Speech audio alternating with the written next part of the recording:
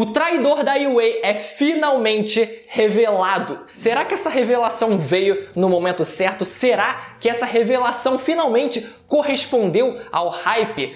Vamos lá falar sobre mais um capítulo conturbado, no mínimo conturbado, de Boku no Hero Academia. Mas antes, você sabia que a Crunchyroll tem o maior catálogo de animes do mundo? Pois é, e a maioria desses animes você pode assistir, adivinha? De graça! São mais de 30 mil episódios, que se você pegar para assistir 20 por dia aí sem intervalo, vai levar mais de 4 anos até acabar. Fora os novos animes que entram no catálogo sempre que começa uma nova temporada. Ou seja, é anime até o fim da sua vida. Para quem gosta de praticidade, tem também o aplicativo da Crunchyroll para você poder assistir pelo celular. E para você ter uma experiência completa, eu recomendo que você assine qualquer um dos planos oferecidos, principalmente pelo Simulcast. Assim você tem acesso aos episódios 1 hora depois que eles são exibidos no Japão. É muito rápido. E claro, acessando o link que eu vou deixar na descrição, você pode testar qualquer um desses planos por 14 dias de graça. Então não perde essa oportunidade. Começando com o seu título Ovos fertilizados, sendo uma referência ali à evolução dos alunos da 1A. Primeiro mostrando a conversa entre a turma 1A e o All Might, como Midoriya já dizendo, né, que a Star nos deu mais tempo por ter danificado o Shigaraki. Agora, ao invés deles terem só mais um dia para se prepararem, eles têm um total de 7 dias. E assim, vamos lá tocar no ponto onde a Star, ela em tese, ajudou os heróis nessa batalha toda, nessa história toda, né? O primeiro ponto já é meio questionável, que é justamente esse, né? Ela ter conseguido ali uns dias a mais para eles conseguirem ali se preparar. Só que isso você vê que, parafraseando até o meu brother Tassiano, que levantou esse ponto aí nessa última semana, é completamente arbitrário. O Correio ele poderia ter dito desde o começo que, olha, falta uma semana para o Shigaraki ficar pronto, ao invés de dizer, olha, falta 3 dias, enfim, para o Shigaraki ficar pronto. E o segundo ponto em que, em tese, ela ajudou os heróis é ter nerfado o Shigaraki, ter apagado uma porrada de individualidades. Claro, aquelas individualidades ali que a gente provavelmente nunca viu e nunca agora vai ver, né? O Correio ele provavelmente vai ficar só naquelas habilidades principais que o Shigaraki ele já costuma usar. Foi legal que ele tenha apagado a individualidade do refletir, já que o Shigaraki ele estava usando muito, mas caraca, a habilidade de regeneração continua ativa, né? E essa é talvez a mais apelona de todas, né? O nível de regeneração que o Shigaraki ele possui. Só que tem uma fala muito esquisita, no mínimo muito esquisita do All for One nesse capítulo. Guarda que a gente vai chegar lá. E agora, sobre um outro ponto, que são as consequências da morte da Star no mundo. Ela, galera, é a heroína número 1, era pelo menos a heroína número 1 dos Estados Unidos. E meio que a única coisa que a gente vê das consequências globais disso são os burocratas dizendo, pois é, a gente não vai agora enviar os heróis internacionais para o Japão porque cada país vai cuidar dos seus problemas internos. Mas caraca, é quase, não é exatamente, mas caraca, imagina se você mata o presidente dos Estados Unidos. Tudo bem, vai assumir o vice-presidente, ou no caso de Boku no Hero, vai assumir ali o segundo lugar no ranking de heróis. Mas ainda assim é um negócio que abala a estrutura do mundo inteiro. E a gente não vê toda essa dinâmica, toda essa confusão acontecendo pelo mundo, pelo menos até então. Parece que pois é. Então, agora cada um vai cuidar do seu, e isso agora cria uma barreira ali, né, para os outros heróis internacionais não terem uma desculpa de irem até o Japão. Eu queria que o pai do Midoriya aparecesse nessa onda toda, a não ser que ele fure a burocracia também, mas enfim, se ele for realmente o All for One, eu queria que ele fosse um herói internacional muito fodão. Sim, eu queria. Depois o All Might ele fala dos preparativos para essa última guerra, né, para esse último arco, falando que os civis eles já foram evacuados e listando os inimigos até então. Primeiro o Shigaraki, depois o All for One, o Dabi, a Toga, os 6 Nomo High-Ends, quase High-Ends que sobreviveram à última batalha, o Exército de Libertação, né, os remanescentes pelo menos, e os fugitivos das prisões e principalmente da prisão de Tártaros. Eu ainda quero ver uma cena onde a gente não vê eles só sendo listados, mas a gente vê eles se movendo, começando a se mover, sabe? Como se a guerra realmente tivesse para começar e os caras andando e se movendo. Tá aquela cena ali onde a gente vê vários núcleos ou a galera toda reunida ali para realmente começar a ação, eles começarem a agir. Mas vamos seguir. O All Might ele diz também que os alunos agora eles precisam se protegerem, cuidarem do próximo e ficarem mais fortes, né? Só que, ao contrário do que ele diz nessa hora, os alunos eles retrucam. Eles dizem que o que eles tiveram que aprender, eles já aprenderam e não tem mais como evoluir muito dentro desse pequeno intervalo de tempo. E isso, por mais que eles digam, né, que vão ali treinar nessa próxima semana, é mais aquele treino de rotina. É como se você pegasse, por exemplo, os atletas da Copa do Mundo ali, que eles vão treinar até o próximo jogo, mas eles vão fazer aquele treino ali só para manter, só para continuar ali aquecidinho, né? Só para a coisa continuar fresca na cabeça. Mas a preparação vem muito antes do que isso, e isso ter sido colocado em Boku no Hero é até uma forma de quebrar um clichêzão barato que quando normalmente a galera shonenzão, a galera do shonenzão tem uma semana para treinar, você pode esperar que eles vão voltar 10 vezes mais forte. E não, aqui em Boku no Hero eles já disseram, ó só, não, é isso. A gente já tá pronto. A gente já tá preparado. Se a gente não corresponder ali na prática é outra história. Mas a gente treinou até esse momento. Então é isso ou não é nada. E termina com o All Might dizendo: All for One, você realmente fez uma coisa bem idiota. A classe 1A é forte. Então ele tá realmente confiante na atuação da turma 1A. Olha, ele falando isso diretamente, mencionando diretamente o All for One, não vai. A coisa não é bem assim. Não dá pra ser tão confiante assim. Mas contra toda a outra galera que tá acompanhando o All for One, realmente, ali você pega os principais e, óbvio, toda a questão ali da estratégia da interação entre a turma, com certeza isso vai ser o plus, né? Isso vai ser o a mais ali para eles conseguirem saber lidar com as situações adversas. Só que uma coisa, até retomando aqui, né, o ponto sobre a regeneração do Shigaraki, já que essa individualidade não foi apagada pela Star, talvez ela não tenha sido apagada de uma forma até conveniente para que ela seja apagada ou nerfada depois. Numa live que eu participei novamente no canal do meu brother Tassiano, a gente chegou ali num insight muito legal, deram um insight muito legal que foi, talvez, a individualidade do segundo portador do One for All seja relacionada a algum tipo de veneno. E esse veneno talvez prejudique, sendo inserido no Shigaraki, o Shigaraki ele ficando ali exposto a esse veneno, prejudique as células dele de se regenerarem. Essa pode ser a saída do Midoriya para ele conseguir dar uma nerfada ali a mais no Shigaraki. Agora falando sobre a segunda parte do capítulo, a gente vê o Shigaraki loucaço se contorcendo no chão, cheio de ódio a porra toda, e o All for One tentando ali acalmar ele, tentando prestar ali uma certa condolência, uma certa ajuda, e ele confirmando, o All for One confirma que eles agora são a mesma pessoa.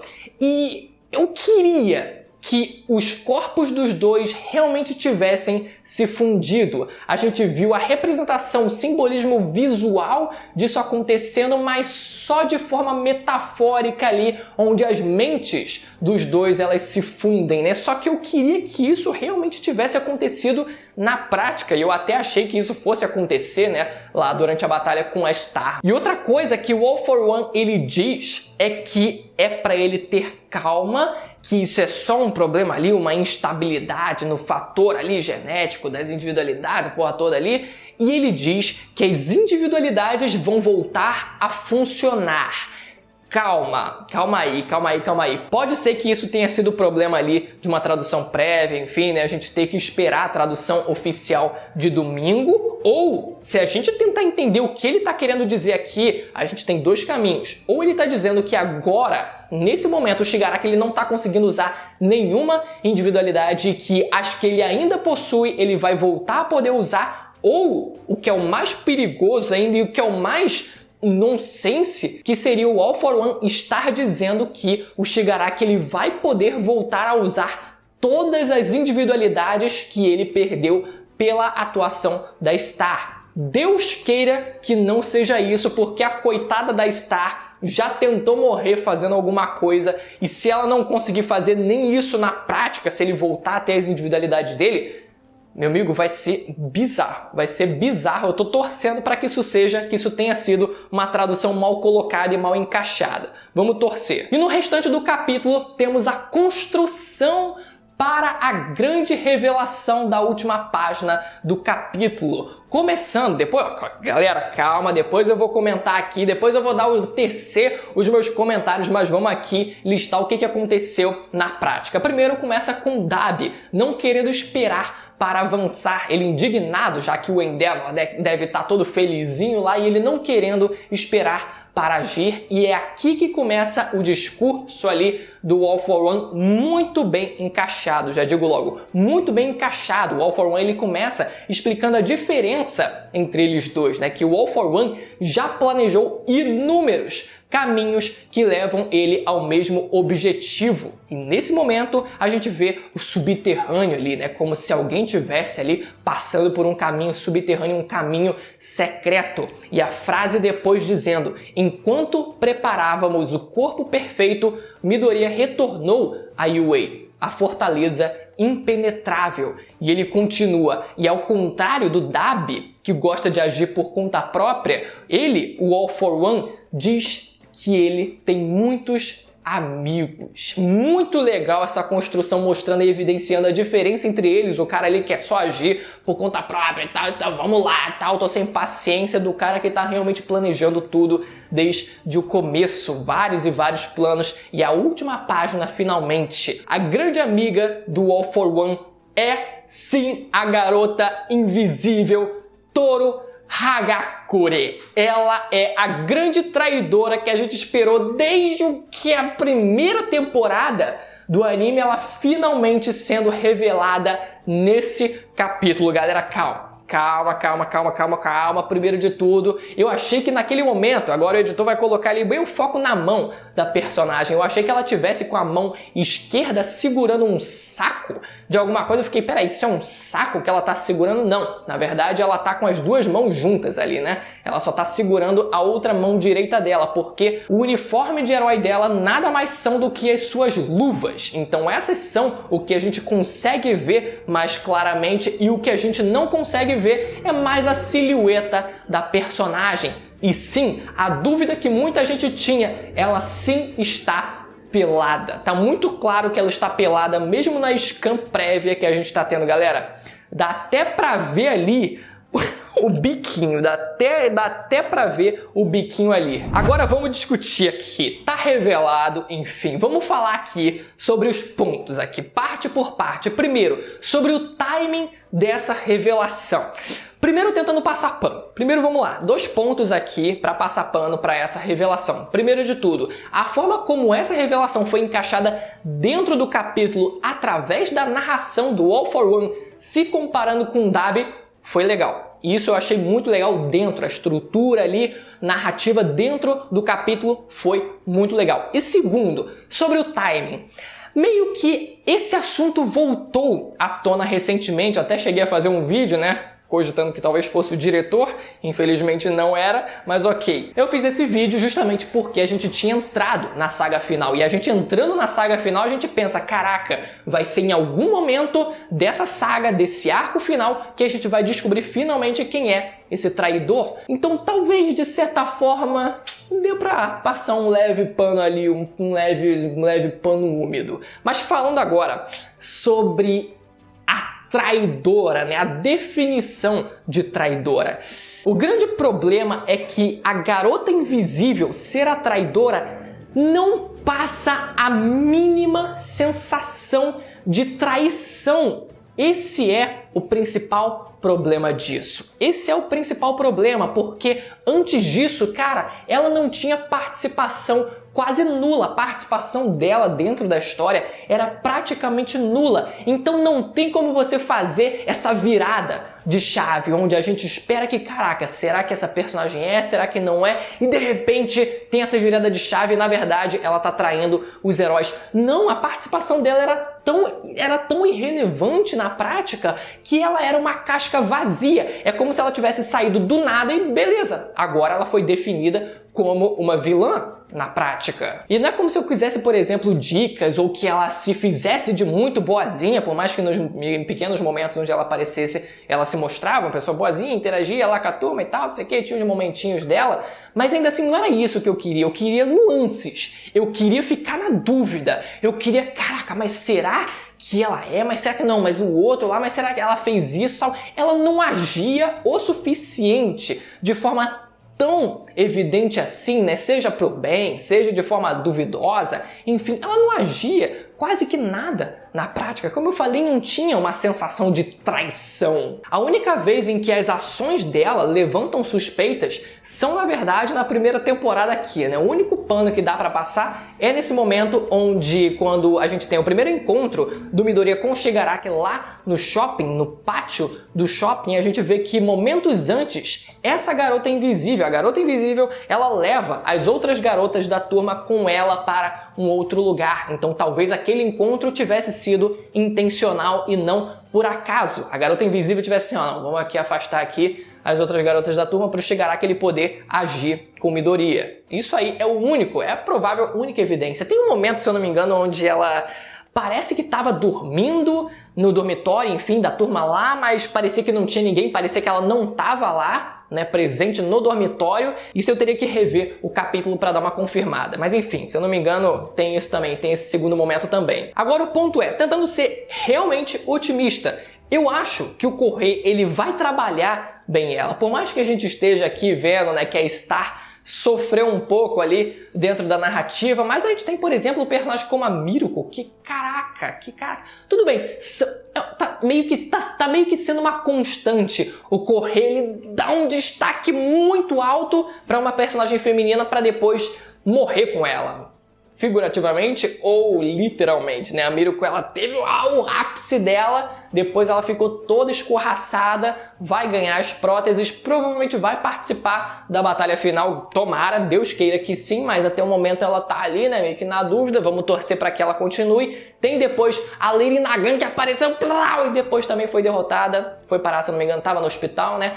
Teve a Star que também apareceu e depois morreu na prática, então tomara que não aconteça isso com a Garota Invisível também. Tem um ápice de momento lá para as alturas e depois acabe morrendo e fique meio que no esquecimento. Tomara que não seja o caso para essa personagem, porque o Kohei, ele sabe.